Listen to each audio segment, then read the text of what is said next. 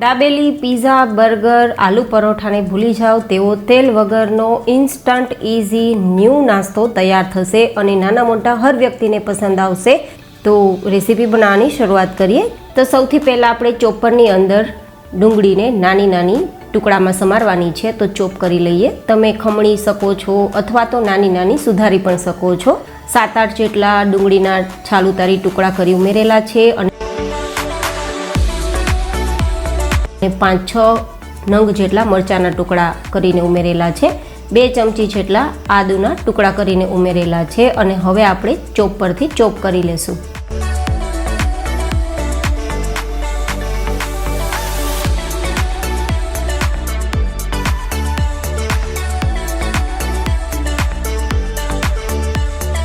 તમે જોઈ શકો છો કે બસ 30 થી 40 સેકન્ડમાં બધું જ ચોપ થઈ ગયું છે.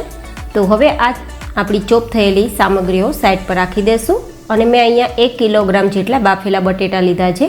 બટેટાને પહેલાં જ બાફી લીધા છે જેથી અત્યારે બિલકુલ બટેટામાં પાણીનો કોઈ ભાગ નથી. ખાસ ચેક કરવાનું કે બટેટા બફાઈ ગયા બાદ પાણી સુકાઈ જાય તેવા જ પસંદ કરવા, તો રેસીપી પરફેક્ટ તૈયાર થશે. હવે આપણે મેશરથી માવો તૈયાર કરી લેશું. તમે મેશરની જગ્યાએ ખમણીથી બટેટાને ખમણીને પણ તૈયાર કરી શકો છો. હવે આ મેશરથી મેશ થયેલા બટેટાની અંદર આપણે ચોપ થયેલા ડુંગળી, મરચું અને આદું ઉમેરી દઈશું અને ઘરમાં હોય તો ઓરેગનો યુઝ કરજો. હું 1 થી 1.5 ચમચી જેટલો ઉમેરું છું સારા ટેસ્ટ માટે અને થોડો પીઝા જેવો ટેસ્ટ આપવા માટે. અને 1 ચમચી જેટલા ચીલી ફ્લેક્સ એ પણ ઘરમાં હોય તો ઉમેરજો. 1/4 ટીસ્પૂન જેટલી હિંગ અને અડધી નાની ચમચી જેટલું ધાણાજીરું પાવડર, 1 નાની ચમચી જેટલું લાલ મરચું પાવડર, થોડા લીલા સમારેલા ધાણા અને 2 નાની ચમચી કે ટેસ્ટ પ્રમાણે નમક. સાથે બાઇન્ડિંગ માટે 1 કપ જેટલો કોર્નફ્લોર લોટ લીધો છે. તમે આરારોટ લઈ શકો છો, તપકીરનો લોટ લઈ શકો છો, મેદાનો લોટ લઈ શકો છો અને કાંઈ ના હોય તો રોટલી બનાવવાનો ઘઉંનો ઝીણો લોટ પણ લઈ શકો છો. પણ બને તો પહેલાં કોર્નફ્લોર અથવા તો આરારોટ કે પછી તપકીર લેવાની ટ્રાય કરજો. હવે બધી જ વસ્તુ બરાબર મિક્સ કરી દઈશું.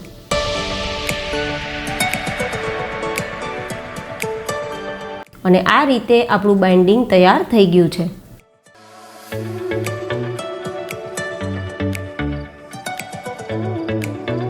તો હવે આપણે એકદમ થોડું થોડું હાથમાં મિશ્રણ લેવાનું છે અને થોડું જેવી આપણી ટિક્કી હોય ને તેવું ટિક્કી જેવો શેપ આપવા માટે આપણે થોડું પાટલી ઉપર તેલ લગાવી અને એક શેપ આપી દઈશું. આ રીતે શેપ પણ આપી શકો છો અને જો કૂકીઝ કટર હોય અથવા ધારદાર ગ્લાસ કે નાની વાટકી હોય તો આ રીતે છાપીને એક સરખી સાઇઝના તમે શેપ પણ આપી શકો છો રાઉન્ડમાં.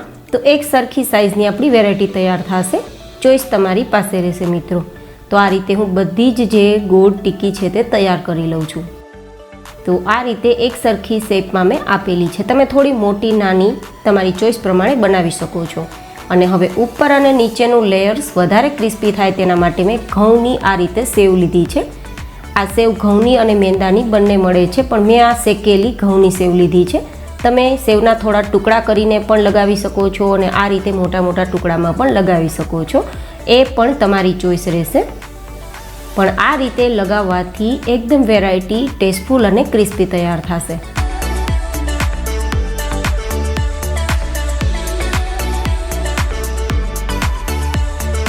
અને આ રીતે સેવના થોડા નાના ટુકડા હોય તો નાના ટુકડામાં પણ આ રીતે તમે એપ્લાય કરી શકો છો. ચોઈસ તમારી પાસે રહેશે મિત્રો.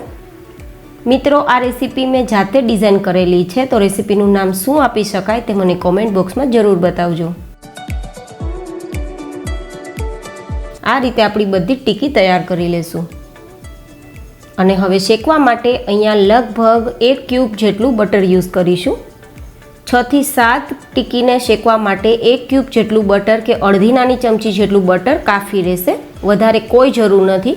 આપણે આ વસ્તુ માઇક્રોવેવમાં પણ શેકી શકીએ છીએ અને તવા પર પણ શેકી શકીએ છીએ, પણ થોડું બટર કે ઘી લગાવવાથી ટેસ્ટ ખૂબ જ સારો આવે છે. તો આટલું બટર લગાવવું મને જરૂરી લાગે છે. જો કે તમે બટર વગર પણ એકદમ ધીમા ગેસની ફ્લેમ પર માઇક્રોવેવમાં અથવા તો નોનસ્ટિક તવા પર અથવા તો નોનસ્ટિક કડાઈમાં શેકી શકો છો. ચોઈસ તમારી પાસે રહેશે. તો મેં આટલા ઓછા બટરમાં આટલી ટિક્કી તૈયાર કરેલી છે. તો હવે બંને સાઈડ ગોલ્ડન થાય ત્યાં સુધી ઢાંકીને ધીમા ગેસની ફ્લેમ પર આપણે કૂક કરીશું. થોડી વારે આપણે આ રીતે ચેક કરતા જશું અને ફેરવતા જશું. જો અત્યારે નીચેની સરફેસ પર લાગેલી સેવ છે એનો કલર બ્રાઉન આવી ગયો છે, મતલબ નીચેની સરફેસથી આપણી ટિક્કી કૂક થઈ ગઈ હશે. આપણે જે આ ટિક્કીમાં કોર્નફ્લોર લોટ યુઝ કરેલો છે ને, તો એના કારણે અંદર સુધી ટિક્કી કૂક થવી જરૂરી છે. તો ગેસના ધીમા ફ્લેમ પર કૂક કરશું તો અંદર સુધી યુઝ થયેલા લોટને પણ સ્ટીમ થઈ જાય અને પરિણામે ટિક્કી બરાબર કૂક થઈ જાય, કાચી બિલકુલ ના રહે. તો અત્યારે તમે જોઈ શકો છો કે ગોલ્ડન કલર પર આવી ગઈ છે આપણી ટિક્કી અને બંને સાઈડ આટલો ગોલ્ડન કલર છે. તો હવે ગેસની ફ્લેમ બંધ કરી ટિક્કીને બહાર કાઢી લેશું. આજે આપણે જે વેરાયટી બનાવીને તે 4 થી 5 વ્યક્તિને સર્વ કરી શકાય ને તેટલી બનાવેલી છે. તો તમે વ્યક્તિ અનુકૂળ સામગ્રીઓ વધઘટ કરી શકો છો. હવે એક આપણે સોસ તૈયાર કરીશું. તો જેમના માટે હું અહીંયા થોડો ટોમેટો કેચઅપ લઉં છું. તમે પીઝા સોસ, શેઝવાન ચટણી કંઈ પણ યુઝ કરી શકો છો. તો ટોમેટો કેચઅપની અંદર 1 ચમચી જેટલો ઓરેગાનો અથવા મિક્સ હર્બ તમારી પાસે જે હોય તે યુઝ કરી શકો છો. સાથે 1 ચમચી જેટલા ચીલી ફ્લેક્સ ઉમેરી દઉં છું અને મિક્સ કરી દઉં છું. આ રીતે આ જે સોસ તૈયાર થશે તે સોસનો ઉપયોગ કરવાથી વેરાયટીનો ટેસ્ટ 2 ગણો વધી જશે. તો આપણો સોસ તૈયાર થઈ ગયો છે. તો હવે આપણે જે તૈયાર કરેલી ટિક્કી છે તેને આપણે સજાવી દઈશું. તો જે તૈયાર કરેલો સોસ છે તે એક ટિક્કી ઉપર આપણે એકદમ લાઇટ વેટ લગાવી દઈશું. વધારે લગાવવાની કોઈ જરૂર નહીં રહે, તેમ છતાં ટિક્કીનો ટેસ્ટ એકદમ સરસ આવશે.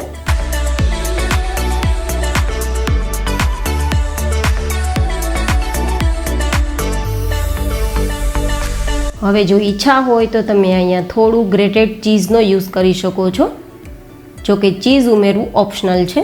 ફરીથી જે આપણી બીજી ટિક્કી છે તેના ઉપર આ રીતે એરેન્જ કરી થોડું દબાવી દઈશું, જેથી બંને વસ્તુ એકસાથે સરસ એડજસ્ટ થઈ જાય. અને પછી આપણે પ્લેટિંગ કરી લઈશું. તો આ રીતે પ્લેટમાં એરેન્જ કર્યા બાદ ઉપરથી ઈચ્છા હોય તો ગાર્નિશિંગમાં થોડું ગ્રેટેડ ચીઝ, થોડા સમારેલા ધાણા અને ગુલાબની પત્તીથી સજાવી દઈશું. જો કે સજાવવું ઓપ્શનલ છે મિત્રો. તો આજની આ વેરાયટી તમને કેવી લાગી મને કોમેન્ટમાં ફીડબેક આપવાનું બિલકુલ ના ચૂકતા. ફરી મળીશું એક નવી જ ઇન્ટરેસ્ટિંગ રેસીપી સાથે. ત્યાં સુધી bye bye and take care.